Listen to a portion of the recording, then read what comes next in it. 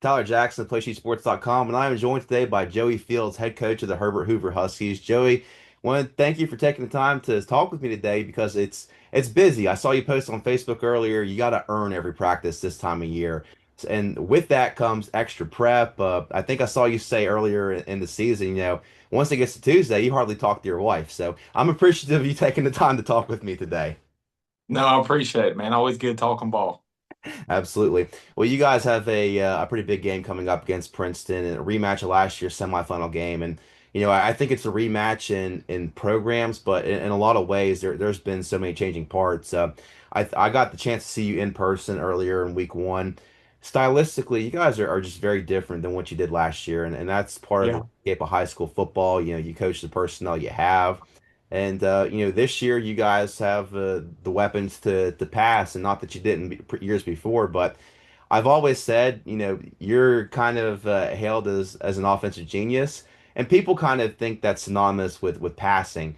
But at your heart, you always want to run the ball with your No quarterback. You've doubt. always done that, Jeremy Dillon. Yeah. So I do want to start off with, it's been 10 or 11 weeks since I last saw you guys. How do you feel like this group has taken to the offensive system that you guys have run this year? I think we've got better, each week, um, even after those two losses, but we do feel we're a different team. But no, we got better in all three phases. We lost our kicker, which was unfortunate, but we think we've improved. We'll see this weekend with a great opponent. But no, we like where our team's at. Overall, we're healthy outside of our kicker, and our we've moved some guys around from tackle to tackle, but they've continued to improve. So that's where it all starts. In my opinion, you always start with your quarterback, what he can do, and then what your offensive line, what they can do, and everybody else is kind of moving parts. But we've got some athletes, so we're able to do that. Gotcha. You hit on the kicker thing, and the reason I think that's so big is because special teams for Princeton is kind of one of the things that they hang their hat on. Is that Dernberger? Yeah, boss. Yeah. Yeah, we talked to our team today. This is a three-phase, four-quarter game. So we've got to play really, really well, and then all 11's got to finish. The things they can do on special teams. Our mentality playing them the way they play is it's a fourth and one mentality on special teams. There's no plays off. We're putting our best guys out there and just playing one play at a time. But no, they're dangerous in that aspect, and we struggled a little bit. But putting our best guys out there, I think, has helped us much better. Gotcha. I kind of want to hit on the offensively because when I last saw you guys, I think you Yeah. gave 8 sacks. And you mentioned you Yeah. flipped the tackles a little bit. Just tell me about some of the things that you guys have done to address protection because, again, you guys Yeah. are a very pass heavy team. You have a good quarterback. I have a lot of admiration for what Peyton went through in the first half of that Independence game, and to still come out and give you a chance to win there at the end. I think that speaks to the character of a kid to turn the ball over Yeah. and to be under fire, but still be able to kind of flush that behind him. I mean, just talk about how you guys have kind of shored up your pass protection. Yeah, no, it's like you mentioned a little bit. At core, we want to run the ball. That's who we always been. Not that you're married to it, but that's what you want to. That's what you want to do. It's what you believe in. But it's last year we had the mentality of throw when we want to, not when we have to, and now it's almost flipped as far as in the run game. But our issue, is our issue. I'm sorry, I'm fixing the camera here a little bit. You're good. Our issue is just it was so inexperience, especially at the offensive line, and then the two games that they've really made us one dimensional in Independence and Frankfurt, we struggled. But no, our guys have got better, simplifying it for them, adding more hats in there. The problem is when you add more hats, they add more hats. But you got guys that can win on the edge, which is huge for us. But no, our core Peyton's continued to learn protections as the years went on. Um, in that game, there Independence when we had a bunch of trouble. We've moved Mighty Lopez back to center, which was a 2-year starter for us. Just out coaching ourselves a little bit, but no, simplifying it, and our guys continue to just improve, stay healthy, find wins along the way, and build confidence. I was watching some of your Nitro game earlier Yeah, today just in prep for this because I think there are a lot of layers to the defensive game. yeah, But The one thing that stood out to me on offense is, and I didn't see this much against Independence, but you guys had gone to more two back sets, I guess pony sets in the sense. Was Yeah. that to kind of help with pass protection as well? Oh yeah, it was. I mean, just simplifying our pass protection, just adding hats. But no, in that game plan, deception wise, we wanted to be two back a little bit just to run the ball. Um, but no, our issue is sometimes it's a player's game, and when we have struggled in the past, it's that D lineman you usually can't block, or they're able to put more guys off the line of scrimmage and win with less numbers is been that. But when I say those teams, those are teams like Fairmont Senior, Bridgeport, Independence. Um, but no, so it's a player's game. It's a numbers game. It's an advantage game. But I think with max protection and adding more guys and passing is can definitely help us. Talk to me about how you balance that because we haven't even gotten to Blake, who I think is Yeah, not only your best offensive player, but one of the best players in the state. He's just yeah, his contact balance, his elusiveness, just a really good football player all around. But in that Independence game, you guys had to leave him back in protection. And I said yeah. this, but anytime a defense sees Blake Fisher back in protection and not out in the pattern, No, that's a prayer answered for them in a no positive doubt. way. Talk to me about how you've gone about that and just trying to get touches for him because on the other side of the ball, Princeton has their guy Monster, but you have Fisher Yeah. style, like you want to get him the ball any way that you can. Yeah, it's a challenge. You think players not plays and getting your guys the ball in space and plays that they're comfortable with. And but no, it's a challenge when he's your running back there and you got to throw the ball. But Devin Silvas has stepped up. Sam Key. We're probably changing personnel more than we ever had. Usually in the past we've been same personnel and kind of fit to the formation, but we're having to change personnel. But you know, he Blake can do a lot. I think we have five receivers right now over 600 yards. Um, Blake could be our best receiver and he's our best running back. But yeah, you don't want to have him just back there blocking the whole time. That is a challenge, and we talked about that today. Is getting him in the ball where he needs the ball. In this matchup with Princeton, one of the most fascinating things to me is they love to blitz. That's what they do. They're not shy about it. And each time I've asked No, Coach Tanner about it, he's like, pressure burst pipes or it makes diamonds. And they played some pretty good quarterbacks here. They played Brock Green from Independence, like you have. They played the Bluefield quarterback, a bunch of sophomores, which Peyton also is. So it's a pretty yeah, interesting. But what happens when they do that is it puts so much pressure on your defensive backs because it's lonely 20 and 30 yards down the field. no Talk doubt. to me about game planning against that and trying to protect Peyton, but also capitalize on those one-on-ones and looks because I look at your roster and your team. I think you have four or five skill players out on any given play. Are Yeah. dangerous with the ball in their hands. Yeah, it's a challenge with it when they can, they present to you where they can bring seven at any time. You're back there, six-man protection, so you got to add hats to match that. Well, when you add hats, you got less receivers. So it kind of limits your concept, limits your plays. And then when they're soft manning you or press manning you, hey, you can only run so many routes. So you got to find ways to be creative in the run game. Um, kind of win first down, put them in down a distance to where mentality wise, you can throw when you want to, not so much when you have to. And it's third and long, and here they come. But it's a challenge, man. They got two or three guys up there that are tough to block one on one, and they're putting you in one on one positions to block them in protection wise. But it's tough, man. If we can have some success running the ball, right? And try to formation them, find those matchups in the pass game. Whether it is, five, six, 7 man protection, I think we can have some success.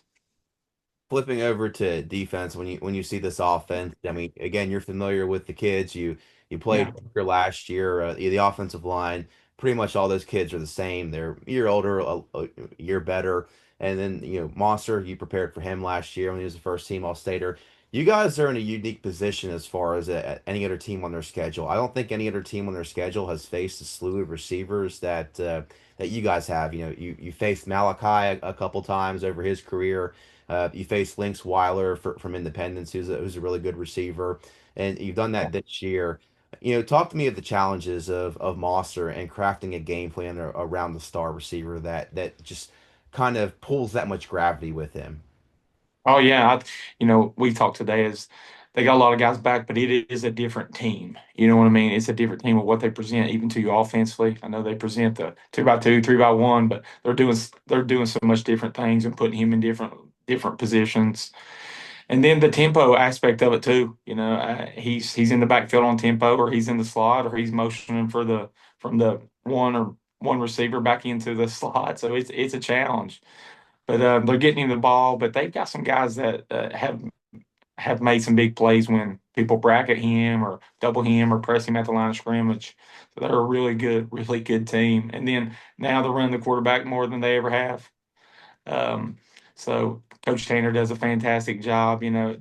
This looks like a Coach Tanner team, but he's presenting a lot of different things schematically this year than he has in years past. You mentioned that the quarterback run game, and again, this is something that you've done extremely well. When you had that team that I think they were the number one seed in 2021, you threw the ball a lot because you had a really good receiver. But I felt like in 2022, whenever you guys like really hit that postseason stretch and run, was whenever you guys committed to the quarterback run game quite a Yeah. bit. And I felt like that kind of defined what happened over the next couple of years with Dane and the success that you guys have had over the last 3 years. In defending their quarterback run game, can you just kind of Mhm. elaborate on some of the challenges that presents to somebody that's done it as successfully as what you have? Yeah, I mean, for one, he's willing to do it. I think that's number one. Um, they got the bodies to do it, blocking scheme, but Monster gets that thing going too. There's so many eyes on him, and then what their quarterback's able to do in the run game, it's tough. But we've had in years past, we've had I think the number one rushing quarterback for a couple years straight with Dane Hatfield, and now I think Peyton's leading 3A in passing. So you think players. But they got players that can do both, in their quarterback, and then multiple receivers, multiple guys in the backfield. I mean, they have a slew of talent. But no, it's a challenge, man. Anytime you can run the quarterback and they can make it 11 on 11, you're not just handing the ball off there. And I think that's some of what they did last year. It presents stuff and puts really stress on your defense. I know you don't want to give away too much of the game plan, but what's Yeah, one thing yeah. that you feel really good about coming into this game from your side? I think our guys are excited. They're confident. They won there, but we stressed to them it's a different team. But I think they're just excited to play in a big game against a great opponent. Had one of our kids say today that like this is fun, preparing like this, and you prepare and you put so much into it, and if you get that reward, it's so much sweeter in the end, which we tasted some last year. But each year is different. Each locker room is different. Each game, each week is different. So there'll be challenges presented, and we just got to respond and overcome and continue to play that next play. But I feel confident with our leaders going into an environment like that. And our coaching staff there's been a lot of continuity here for the last 4 or 5 years. I know you were at Martinsburg one year, but in 2019, were you at Mingo with Dalen Goad that Yep, year? Okay. yep, So yep, and the reason I asked is because you've been extremely successful on the road. I covered that game when you came up to Shady Spring and you won that game. You shifted from a passing and I think you actually ran Dalen that game more than what you had all season. yeah, But I guess my question more so is what's the secret sauce to winning on the road? Because you did that. And then, your first year at Hoover, you came down to, I think you guys played the game at Woodrow, but you beat yeah, Liberty. And, 2 years later, whenever you made that run to the state title game, you won 3 games on the road. I think was it North Marion, Frankfurt, and that's right. Field. Yeah, Winfield, yes, sir. Right. Man, I had a ton of success doing it. And then last year at Princeton, what's the secret sauce to that? Because that's really hard to do. man, it must be pregame meal that you mentioned it, Tyler. I don't know. I really didn't think about it like that, but no, it's just a mentality that we speak every day. You're either going to step up to it or you're not. It's kind of we talk about choices and decisions each day, each week. Um, so it's the environment, but usually you named a lot of road games. Those are usually big games. It seems, and we've had guys step up. The thing we feel we put them throughout the year. We feel we're equipped to get better each week. And I think if you look at our past six teams from beginning to the end of the season, we've got better. And so when you do face those road challenges, um, you're ready, as you would say, you're equipped to come out with a win. I was talking to some coaches, and your concept of a him route has become something that's really Yeah, popular. Tell me about the origin of that. Was that something that you picked up from somebody else, or was it something that you just kind of picked up on your own? And to the viewers, from what I understand, your him route is, no matter what the play is, the quarterback is going to throw the ball to this, him to this one that's guy. right. Is that correct? Yeah. Okay. Yeah. So tell me about the origins of that. Yeah, honestly, it was probably in 2011, 2012, or a base wing T team. So you got your waggle, you got your screen, you got your throwbacks, all those things. But we started getting more receivers than we had fullbacks and tight ends. Usually those tight ends, fullbacks were now becoming guards. So we started getting more receivers as the years went on. And so you evolve in the pass game. And a guy who was trying to learn it, young and didn't know it, it was just like, if I could just get him on a slant, well, what do I get that other guy to do when I need him on a slant? So we started um, almost just for example, if we're in two by two or doubles and we run verticals and we tag one of our receivers and we say throw to him on a slant, everybody else has a different route to almost protection or occupy. And then we've led the state in passing probably, five or six times since that's evolved. I think it goes back to the simplicity thing of get your best players the football. And regardless of formation, motion, personnel, it's getting them on routes that they're comfortable with and finding space and leverage and matchups. So probably a lot of him routes to Devin Hatfield then. Yeah, Drew Hatfield. There's no doubt about it. Anytime you can throw to a Hatfield or run a Hatfield, we've had a lot of success. But no, and then I think that's come. There's the deep choice has got so popular, and there's a little bit of correlation to that, and and to how we call it or how we would signal it, or is a little bit of from taken from Garen Justice when he was in that offense at FAU and having a relationship with him. So it's just evolved, and you get smarter guys around you, they can add to it. Yeah. Now, last thing before I let you go on this, circling back Yeah, to the kicker thing, because again, like I thought Dornberger was a really good kicker. yeah, Do oh you yeah. feel like that kind of changes how you might have to call the game in certain situations coming up on Saturday? Oh, definitely. I mean, we're not going to hold anything back. It's either we're moving on, or we're getting in the layup lines for basketball or on the mat for wrestling. So it's no, it's a challenge for us. Aiden Hernandez has stepped up and is kicking off. Blake Fisher is punting. Um, Alvin Cuff, which is the exchange student, he's doing our extra points. So it's a by committee and kicker. But anytime you lose a guy like that, I mean, it's as important as losing, your top running back. What he could do, he's putting it in the end zone. You're going 80, and he can get you three inside the 30 anytime. So. No, we hate we lost him, man. Such a good kid, one of the hardest workers that we had. So it hurt our locker room, hurt our team, but our guys have stepped up. Absolutely, Joey. Well, I think that's all I got for you. I appreciate your thoroughness and your willingness to answer all these questions. I think it's a good peek behind the curtain of everything. Everyone kind of just sees, the touchdowns and everything, but there's so much meticulous game planning and thought that goes into these sort of matchups, especially. And the consistency of what you've done it is pretty admirable. I appreciate you saying it, man. Yeah, I enjoy talking. I don't want to give Tanner and his staff, Jordan, and those guys too much, but it all goes back to this, is blocking and tackling, moving bodies and getting off blocks and taking care of the football. But it'll be a great game. I think it's the best game in the state this week, and last year it was a great game. It'll be a good challenge. Got a lot of respect for those guys, and it's been fun game planning for such a good team and a good staff. Absolutely, man. Like I said, I agree with you. I think it will be the game of the week in the state, and I'm looking forward to it on Saturday. I'm glad that the schedule fell for me the way it did because Friday I'll Yeah. have Bluefield Midland Trail, and then Saturday I'll get to come over and cover that game. And like I said, I think the matchups in this one are going to be a lot of fun. So looking forward to seeing it, and we'll chat Saturday after the game. All right, Tyler. See you, buddy. Thank you, man.